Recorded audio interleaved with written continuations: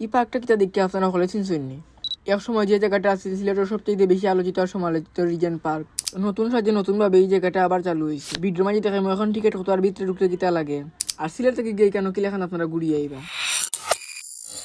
Hello guys, আসসালামু আলাইকুম। কি অবস্থা আপনারা? আশা করি সব ভালো আছেন। লালপুরের লইয়া পার্ক থেকে বার হয়ে গেলাম। আজকে যাইমু রিজেন্ট পার্ক, যেটা আমরা অনেক ওই যে ঠাকুরবাড়ি পার্ক। আমার লগে আজকে যাইবা সাইদও লইছেন আমার সাইকেল, আর আজকে আমরা সাইকেলেও যাইমু সারা জায়গা। এই পার্কটা আমরা বাটি খান্দাতে পড়ছে, কারণে আমরা যে বাদি শর্টকাট হইব বাদিও যাইমু। আইলাম সোজা শখর বাজার। আপনার যদি সিলেট থেকে আইন তাহলে চন্ডিফুল থেকে শখর বাজারের গাড়ি ফাইলিবা, কিংবা চন্ডিফুল থেকে আপনারা শিলামর গাড়ি ফাইলিবা। আর এই পার্কটা শিলামও পড়ছে। কয়েকদিন আগে এই পার্কটা নিয়ে অনেক বেশি সমালোচনা হয়েছিল সোশ্যাল মিডিয়া। এই পার্কটা আবার নতুনভাবে চালু হইবে এটা কেউ ভাবছিলেন না, তবে একটা কিন্তু নতুনভাবে চালু হয়ে গেছে। শখর বাজার থেকে গাড়ি গেলে 3 থেকে 4 মিনিট সময় লাগে। আমরা প্রায় এখান থেকে চাই আইছি।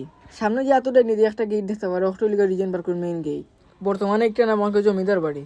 একটার ভিতরে আমাদের টিকিট 50 টাকা করে আছে। পার্কের ভিতরে ঢুকলেও জাস্ট আপনার চকুর মাঝে পড়বো। একটু হইলে খোলামেলা পরিবেশ আর সবুজ গাছপালা।